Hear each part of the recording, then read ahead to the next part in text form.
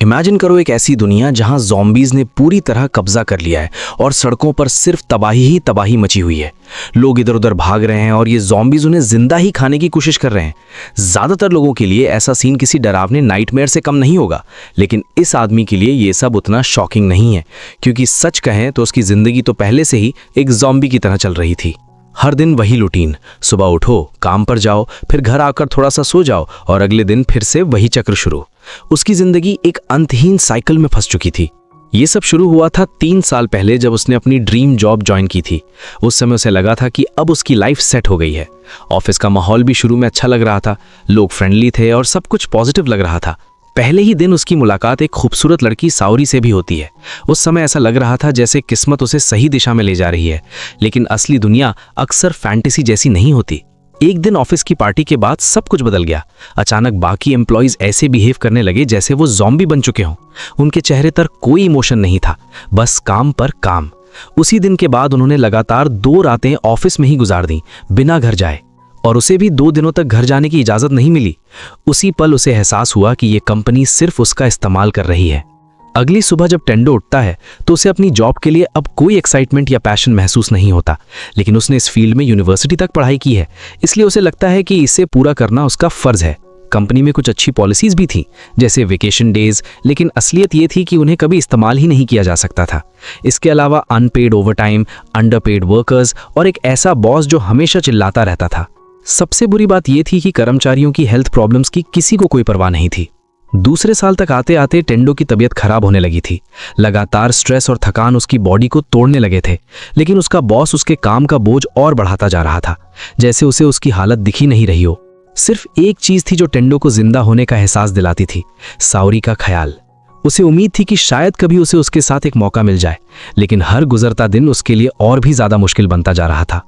अब तो कंपनी का सीईओ भी साउरी को टारगेट करने लगा था, और ये सब देखकर टेंडो की बची खुची मानसिक शांति भी खत्म हो जाती है। उसे समझ नहीं आता कि वो अब तक इस जगह पर क्यों काम कर रहा है। वो इतना मेंटली टूट चुका होता है कि एक दिन बिना सोचे समझे सीधा ट्रैफिक में चल पड़ता है। शायद कोई कार उससे टकरा जाए और सब खत्म हो जाए, लेकिन किस्मत में शायद वो भी नहीं लिखा था। वो दूसरी नौकरी भी नहीं ढूंढ सकता, क्योंकि उसे लगता है कि हर जगह हालात ऐसे ही होंगे, और अगर वो यहाँ से चला गया तो उसके बाकी साथियों की हालत और खराब हो जाएगी। तीसरे साल तक आते आते टेंडो पर इतना दबाव आ चुका था कि उसकी हालत बेहद खराब हो जाती है। एक बार तो वो ट्रेन के सामने जाकर अपनी जान देने की कोशिश भी करता है, सिर्फ इसलिए ताकि उसे काम पर न जाना पड़े। अब उसकी जिंदगी पूरी तरह एक ज़ॉम्बी की तरह बन चुकी थी। उसका दिमाग सिर्फ एक ही लूप में फंसा हुआ था, काम काम और बस काम। दुनिया उसे अब ब्लैक एंड व्हाइट नजर आने लगी थी, जैसे जिंदगी में कोई रंग ही नहीं बचा हो। अगली सुबह जब वो उठता है तो सिर्फ काम के ख्याल से ही उसे छोटा सा पैनिक अटैक आ जाता है।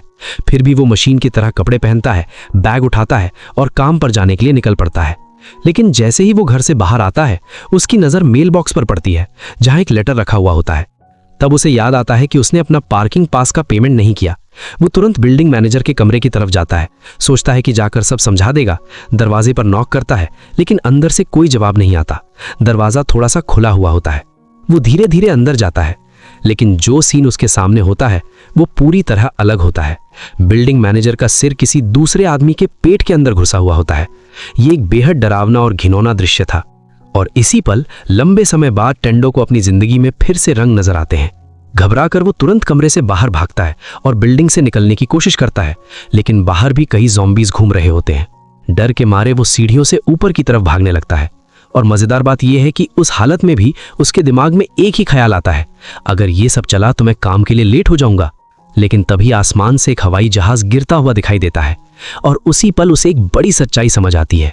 वो सारे बॉस, वो सारी अथॉरिटी जिन्होंने उसकी जिंदगी को नर्क बना दिया था, शायद अब सब मर चुके हैं। अब उसे काम पर जाने की जरूरत नहीं है, अब उसे किसी को इम्प्रेस करने की भी जरूरत नहीं है, और इसी एहसास के साथ उसकी जिंदगी में रंग वापस लौट आते हैं। वो एक रूफटॉप पर बैठकर सोचता है कि अब उसके पास आज़ादी है, अब वो जो चाहे कर सकता है। फिर उसे साउरी का ख्याल आता है, और वो सोचता है कि पता नहीं वो ठीक है या नहीं। वो तय करता है कि वो उससे जाकर अपने दिल की बात कहेगा, चाहे इसके लिए उसे अपनी जान ही क्यों ना जोखिम में डालनी पड़े। वो अपनी साइकिल उठाता है और उसके घर की तरफ निकल जाता है, लेकिन वहां पहुंचने पर उसे अपने बॉस के जूते दिखाई देते हैं, और जल्द ही पता चलता है कि उसका मोटा बॉस अब ज़ॉम्बी बन चुका है। टेंडो इस मौके का फायदा उठाता है और बिना डरे उससे कह देता है, मैं ये जॉब छोड़ रहा हूं मोटे, और फिर उसे खिड़की से बाहर फेंक देता है। लेकिन अफसोस की बात यह थी कि सावरी भी वहीं थी और वो भी ज़ॉम्बी बन चुकी थी। आंखों में आंसू लिए वो उससे अपने दिल की बात कह देता है ताकि उसके दिल का बोझ हल्का हो सके, और फिर तुरंत वहां से भाग जाता है ताकि खुद ज़ॉम्बी का शिकार ना हो जाए। उस रात वो सोचता है कि अब उसे आगे क्या करना चाहिए। इस हालत में दुनिया कभी भी खत्म हो सकती है, इसलिए उसे अपनी जिंदगी का पूरा मजा लेना चाहिए। इसी सोच के साथ वो एक बकेट लिस्ट बनाता है उन चीजों की जो वो मरने से पहले जरूर करना चाहता है। अगले दिन जब टेंडो को अपनी पुरानी नौकरी का एक डरावना सपना आता है तो वो चीखते हुए उठ जाता है, लेकिन फिर उसे राहत मिलती है जब उसे याद आता है कि अब उसकी दुनिया बदल चुकी है, क्योंकि अब ये एक ज़ॉम्बी अपोकलिप्स है और वो इसके लिए तैयार है। एक नए जोश के साथ वो अपने कमरे की सफाई करता है। पूरे 1 साल बाद वो फ्रिज से एक ठंडी बियर निकालता है और उसे धीरे धीरे पीते हुए उसका असली स्वाद महसूस करता है, और ये थी उसकी फ्रीडम की पहली बियर। उसी समय न्यूज़ चैनल पर दिखाया जा रहा होता है कि पूरे शहर में तबाही मची हुई है, हर तरफ आग लगी हुई है और न्यूज़ रूम भी खतरे में है। लेकिन इस सब के बीच एक न्यूज़ रिपोर्टर अभी भी डटी हुई है और डर के बावजूद रिपोर्ट कर रही है। हालांकि ये ज़्यादा देर तक नहीं चलता, क्योंकि ज़ॉम्बीज़ का हमला वहां भी पहुंच जाता है और प्रसारण बंद हो जाता है। अब साफ हो चुका है कि दुनिया पूरी तरह बर्बाद हो चुकी है। लेकिन अभी उसके दिमाग में सिर्फ एक ही प्लान चल रहा है, आराम से बैठकर बियर पीना और उन सालों के टॉर्चर का बदला लेना। मगर जैसे ही वो फ्रिज खोलकर एक और बियर निकालने जाता है, वहां उसका इंतजार कर रही होती है एक कड़वी सच्चाई। उसकी सारी बियर खत्म हो चुकी होती है और आज के दिन उसके लिए इससे बुरी खबर शायद कोई नहीं हो सकती।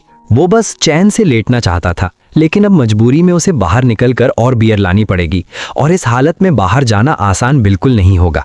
फिर भी वो सोचता है अगर बियर ही नहीं होगी तो ऐसा लेजी डे रखने का क्या फायदा। इसलिए चाहे उसका मन कितना भी मना कर रहा हो, उसे बाहर जाना ही पड़ेगा।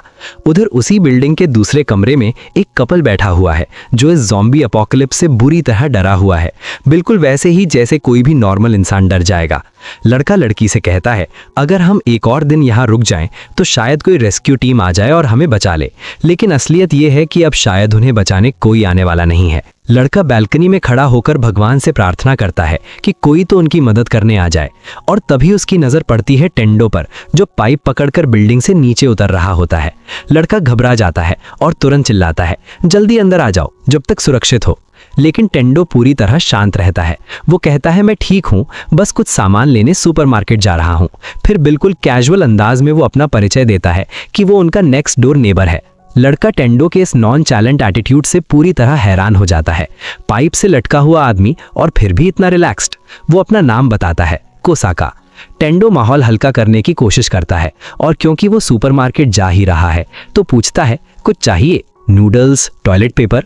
जब टेंडो अपनी साइकिल पर सड़क पर निकलता है तो हवा की तरह तेजी से आगे बढ़ता है, लेकिन उसकी मूवमेंट देखकर आसपास के ज़ॉम्बीज उसकी तरफ अट्रैक्ट होने लगते हैं।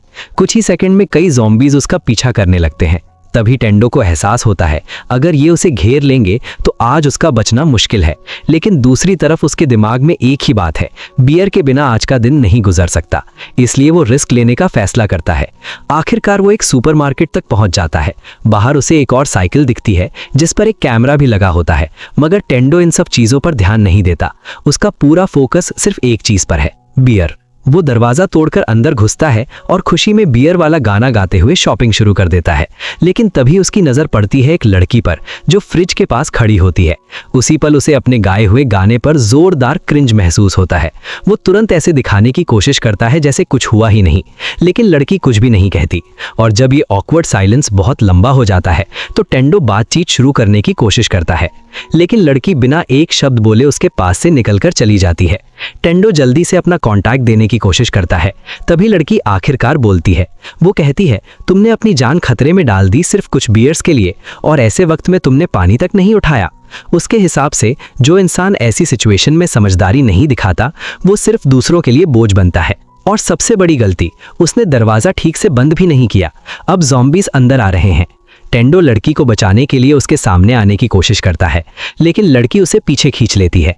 तभी अचानक एक ट्रक दीवार तोड़कर अंदर घुस जाता है और कई ज़ॉम्बीज उसी से कुचल जाते हैं। एकदम फिल्मी अंदाज में टेंडो की जान बच जाती है। इस हादसे से टेंडो को एक ज़रूरी सबक भी मिल जाता है, बिना रिस्क एनालाइज किए कुछ मत करो और दरवाज़ा हमेशा बंद रखो। वो उम्मीद करता है कि शायद कभी फिर उस लड़की से मुलाकात हो जाए, लेकिन अभी उसके पास भावनाओं के लिए वक्त नहीं है। उसकी साइकिल ट्रक के नीचे आकर पूरी तरह बर्बाद हो चुकी है और अब ज़ॉम्बीज़ फिर उसकी तरफ बढ़ रहे हैं। भागने का कोई रास्ता नहीं दिख रहा होता। तभी उसकी नज़र पड़ती है एक स्कूटर पर। अब उसे नया भागने का जुगाड़ मिल गया है। राइड अपग्रेड हो चुकी है। स्कूटर चलाते हुए उसके दिमाग में एक और आइडिया आता है।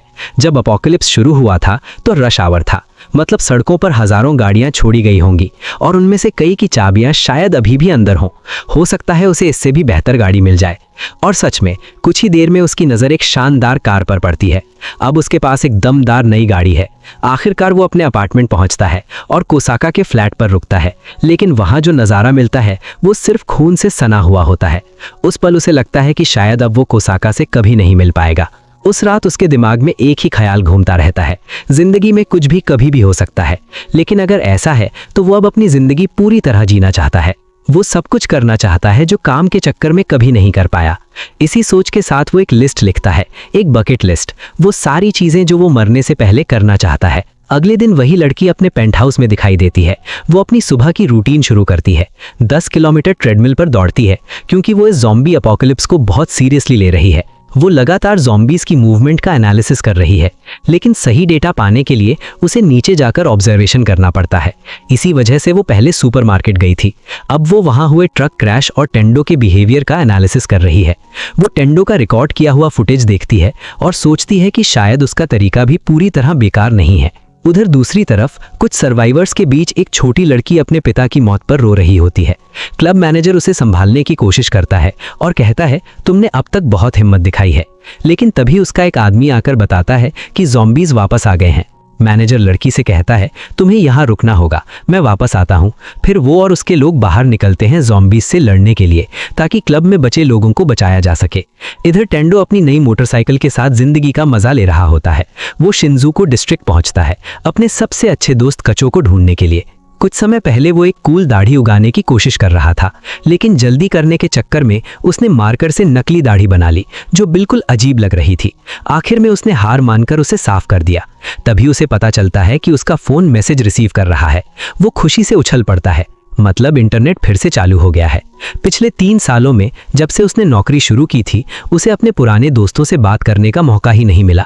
अब वो सबको मैसेज भेजता है, लेकिन धीरे धीरे उसे एहसास होता है कि नेटवर्क इसलिए चल रहा है क्योंकि ट्रैफिक बहुत कम है, मतलब उसके ज़्यादातर दोस्त शायद अब इस दुनिया में नहीं रहे। ये सोचकर उसका दिल भारी हो जाता है। उसने अपने दोस्तियों के साल सिर्फ ओवर टाइम काम करते हुए बर्बाद कर दिए। फिर वो अपने कॉन्टैक्ट्स स्क्रॉल करता है और उसे कचो का नाम दिखता है। वो जानता है कि कचो एक फाइटर है, इसलिए उसे यकीन है कि वो इतनी आसानी से नहीं मरेगा। उधर कचो सच में मौत के बहुत करीब पहुंच चुका था। वो पिछले 3 दिनों से एक कमरे में फंसा हुआ था, सिर्फ थोड़े से पानी के सहारे। बाहर हॉल ज़ॉम्बी से भरा हुआ था और उसके पास निकलने का कोई रास्ता नहीं था। और सबसे बुरी बात, वो एक ज़ॉम्बी औरत के साथ उसी कमरे में फंसा हुआ था। वो बैठा हुआ सोच रहा था, शायद अब यही उसका अंत है। तभी उसकी यादों में कॉलेज के दिन घूमने लगते हैं, जब वो टेंडो के साथ समय बिताता था। और उसी वक्त टेंडो का कॉल उसके फ़ोन पर आता है। कचो ये देखकर हैरान हो जाता है। टेंडो उसकी लोकेशन पूछता है। कचो बताता है कि वो शिंजुकू में है, लेकिन वहाँ पहुँचना टेंडो के लिए बेहद खतरनाक था। फिर भी टेंडो रुकने वाला नहीं था और यही सोचकर वो शिंजुकू की तरफ निकल पड़ता है।